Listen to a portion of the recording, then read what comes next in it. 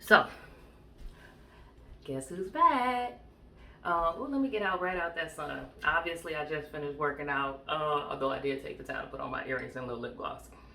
Um, I decided to start a new series called My Life, Your Stories, because I recognize in all of my years of coaching and just living that my life story and all the stuff I've been through is not unique, but I am willing to talk about it now. So this story is about how therapy is an important part, connection is an important part of the therapeutic process. And when you're looking for a therapist, if you feel like you can't connect to them, it is very likely that they will not be able to help you. I gave it 3 sessions, so I ain't saying you give it 1 and then you just want it done, but I gave it 3 and it just did not work out with this particular person, and I'll get to why in a minute. To give you context, one of the things that I've learned is that if I'm in a life situation that causes me to have real big feelings, it's probably time for me to get some help with them real big feelings, because real big feelings send your brain into haywire mode. That is just what happens. I don't care who you are or what you do, how many books you read about the neurosequential model of processing and all of that stuff in the brain, it's going to send you into haywire mode, because that's just how triggers work. What triggered me this time, you ask? Well, I got a close nuclear family member who is getting married, and they decided to invite their friend who sexually abused me to their wedding, even though they knew that happened because that friend confessed to it, which I was actually surprised about. And then they refused to uninvite them. And obviously, I had some real big feelings about that. So I say, let me go ahead and talk to a therapist about it. Because why? When you have real big feelings, it's likely you need help with them real big feelings.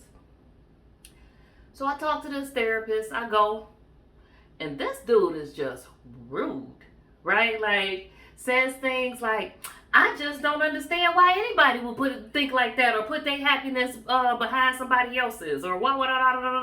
Meanwhile, dude done went through my ACEs, Adverse Childhood Experiences score with me. So he understands all the shit I've been through. And so at the end of our last session, I decide that I don't like him. And I'm not going to do the work of trying to like him while I'm doing the work of trying to process my big feelings.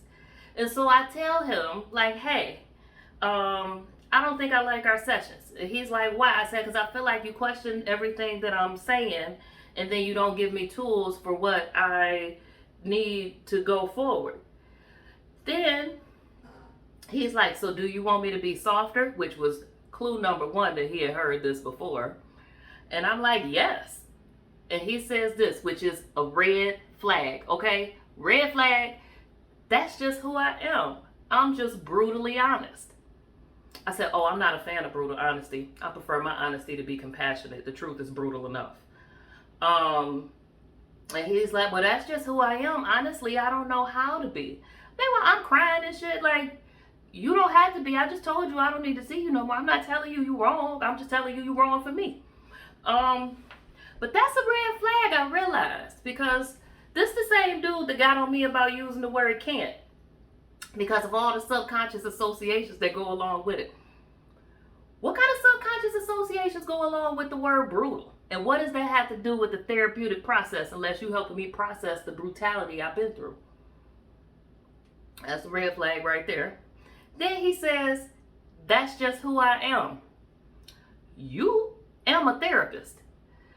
So if anybody should know that who you are and identities are malleable, you should. And you say some stuff like, that's just who I am to me, you don't even believe in what you do. So that's red flag number 2. Obviously, I ain't going to get him to no red flag number 3, because, then he says, no, here's red flag number 3. I did get him to red flag number 3. Why does that bother you? I said, because it feels like criticism.